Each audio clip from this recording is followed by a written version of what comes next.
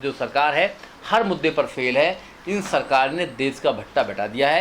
ये सरकार जातिवादी सरकार है। ये जाति इस देश के अंदर सिर्फ हिंदुत्व को लाना चाहती है और एक एजेंडा है सिर्फ मुसलमानों के खिलाफ रणनीति में जाओ, हिंदू मुसलमान की राजनीति करो, हमारी जो वोट है वो सुनिश्चित रहेगी और हमारी सरकार बनती रहेगी। मोदी जैसा प्रधानमंत्री, जितना झूठा प्रधानमंत्री ना देश में कभी आया है ना कभी आएगा। उन्होंने कहा था कि 2 करोड़ रोजगार देंगे, कोई रोजगार नहीं पता उन्होंने, वो अपनी बात को पलट जाते हैं। 3 मुद्दे हैं सिर्फ। पहला तो जमातियों का मुद्दा था, तो जमातियों ने कोरोना फैलाया, उसके बाद सुशांत का मुद्दा आ गया, फिर कंगना का मुद्दा आ गया। चौथा मुद्दा आज तक नहीं मिला है, ना रोजगारों का मुद्दा है। देश में रात दिन बलात्कार हो रहे हैं।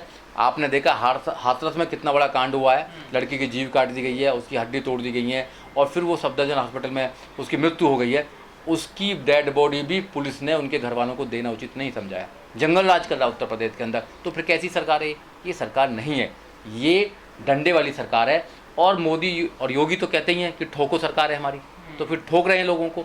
तो यहाँ लोगों को न्याय नहीं मिल रहा है, ना ही लोग यहाँ पे संतुष्ट हैं। वो लोग जिद्दी सरकार हैं, ये जो मोदी हैं और जो अमित शाह हैं और जो इनके लोग आसपास के लोग हैं, वो बहुत ही जिद्दी लोग हैं। नागपुर से कानून चलता है, उनके मतलब का कानून होता है, उनके लोगों के मतलब का कानून होता है। वो किसानों के लिए कानून नहीं बना रहे, वो अपने लोगों के लिए कानून बना रहे हैं। इसलिए वो किसानों से बात नहीं करना चाहते, इसलिए बैकरोल नहीं करना चाहते। नहीं, देखो, सरकार जो है वो जिद्दी सरकार है। जब भी कोई कानून बनाते हैं, जिन लोगों के लिए कानून बना रहे हैं उनसे बात ही नहीं करती सरकार। कई ऐसे पहले भी उन्होंने कानून बनाए, जैसे एनआरसी का कानून बनाया था, सीएए का बनाया था। पूरे देश के अंदर एक आंदोलन हुआ था। जब आंदोलन पूरे देश के अंदर हुआ तो लोगों ने उसका विरोध किया, मगर सरकार ने कहा कि कितना ही विरोध कर लें, कितना ही कुछ कर लें, हम इसको वापस नहीं लेंगे।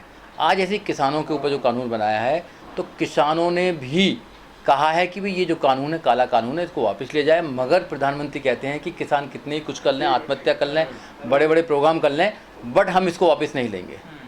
तो ये जो सरकार है जिद्दी सरकार है, और जिनके लिए कानून बना रही है वो कानून उनके लिए नहीं होते हैं, जबकि सरकार जो है अपना एजेंडे को फुलफिल करना चाहता है इस देश के अंदर, और यहाँ पूंजीवादी लोगों की सरकार बनाना चाहता है, पूंजीवादी लोगों का यहाँ पर राज करना चाहता है। क्योंकि जो कानून बनाए उनमें पूंजीवादों को पूरा अधिकार है कि वो पूरी प्रॉपर्टी को कॉन्ट्रैक्ट के माध्यम से अपने कब्जे में ले लेंगे और फिर किसान बेचारा बेरोजगार हो जाएगा। आज़ादी तो किसी को नहीं मिल रही। 70 साल के बाद में आज़ादी छीनी जा रही है, चाहे वो स्टूडेंट की आज़ादी हो, चाहे वो मुसलमानों की आज़ादी हो, चाहे इस देश के अंदर महिलाओं की आज़ादी हो, चाहे वो यहाँ पर किसानों की आज़ादी हो। आज़ादी छीनी जा रही है, सिर्फ बेरोजगारी बढ़ाई जा रही है इस देश के अंदर, अंधविश्वास बढ़ाया जा रहा है इस देश के अंदर, और इस देश के अंदर हिंदू और मुसलमानों के नाम पर लड़ाई करवाई जा रही है। आपने देखा होगा जब से सरकार 2014 से बनी है, 6 साल सरकार को बने हुए हो गए।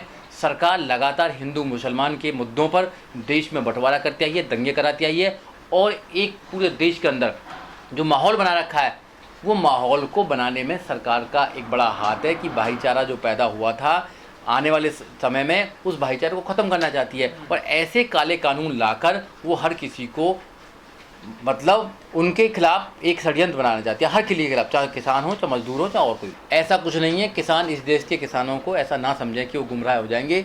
जो देश का किसान सबको अन्न देता है, अन्न से खाकर लोग चल रहे हैं, आज इन्होंने क्या करा कि देश के किसानों और देश के जवानों को आमने सामने खड़ा कर दिया है।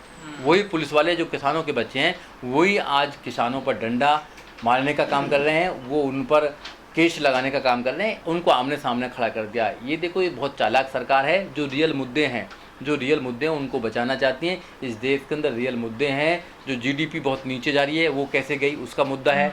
रियल मुद्दा है देश के अंदर बेरोजगारी। आंकड़ा है 2 करोड़ से ज़्यादा वाइट कॉलर लोगों ने अपनी जॉब से हाथ धोना पड़ा है। और जो वैसे असंगठित जो संगठनों में रहते हैं लोग बाग हैं, उनकी तो कितनी सारी जॉब हटी हैं, उनका तो कोई आंकड़ा ही नहीं है।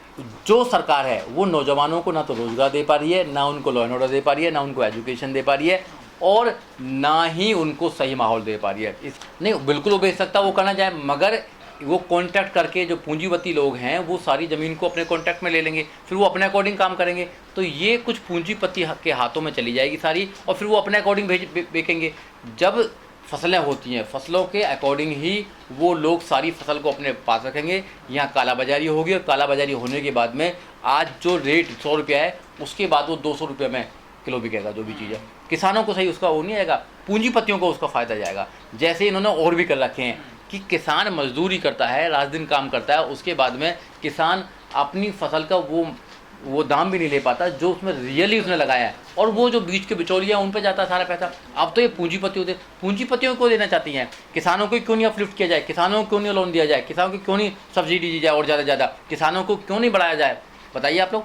आप पूंजीपतियों को लाकर उनको बढ़ावा देना चाहते हैं, क्योंकि जो पूंजीपतियों के दोस्त हो, मोदी जी जो हैं वो पूंजीपतियों के दोस्त हैं, पूंजीपतियों को सारा कुछ देना चाहते हैं, और फिर उनके जो पूंजीपति लोग हैं, जो उनके जो व्यवसायी लोग हैं, वो देश को लूट कर बाहर चले जाते हैं। चाहे अर्नब मोदी हों, चाहे वो विजय माल्या हों, चाहे उस चौकसी हों, वो चले गए देश को बाहर करके, और चौकीदार बैठे रहे।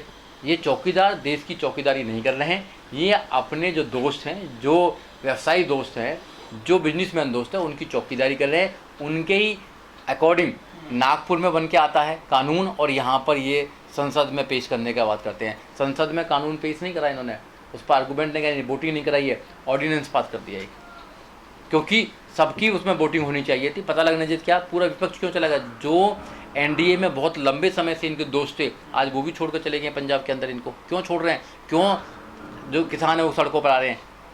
कोई भी इस इनकी सरकारों में कोई भी व्यक्ति खुश है क्या? ना तो स्टूडेंट्स खुश हैं, ना नौजवान खुश हैं, ना ही पुलिसमैन खुश हैं, ना किसान खुश हैं, ना वुमेन्स, कोई खुश नहीं है इनकी सरकार में। तो ऐसी सरकार को तो फाड़ के फेंकना चाहिए। आप संसद में सिर्फ संसद में मुँह जबानी बात करेंगे क्या? फिर कानून क्यों बना रहे हैं? मुँह जबानी कर दो, सारे कानून बना दो। जब कानून में लिखित में कोई चीज़ देते हो तो उसमें डालो ना, उसके बाद में प्रोविजन डालो कि एनएसपी रहेगा, उसमें नहीं रहेगा। तो नहीं करते हैं ये इनका दिखाने के दांत कुछ और हैं, खाने के दांत कुछ और हैं। देखो जो इन्होंने बंटवारे का काम किया है, किसानों को भी बांट रखा है। कोई कांग्रेस का वो है किसान है, कोई बीजेपी के किसान है, कोई और दूसरी पार्टी के किसान है। जब किसानों को बांटने का काम किया है इन्होंने, दलितों को बांटने का काम किया है इन्होंने, ओबीसी को बांटने का काम किया है, तो सबको बांटने का काम किया है। और जब बांटने का काम किया है, कोई सरकार बांटने का काम करती है, तो फिर वहाँ पर एक इकट्ठे होकर वो सारी बात नहीं कर पाते हैं। इसलिए ये जो सरकार है कामयाब सरकार है। और किसानों की बात, किसान आज अलग अलग मुद्दों पर बात कर रहे हैं, कोई कांग्रेस के साथ जा रहा है। इकट्ठे होने चाहिए, इकट्ठा होकर अपनी आवाज़ को बुलंद करना चाहिए।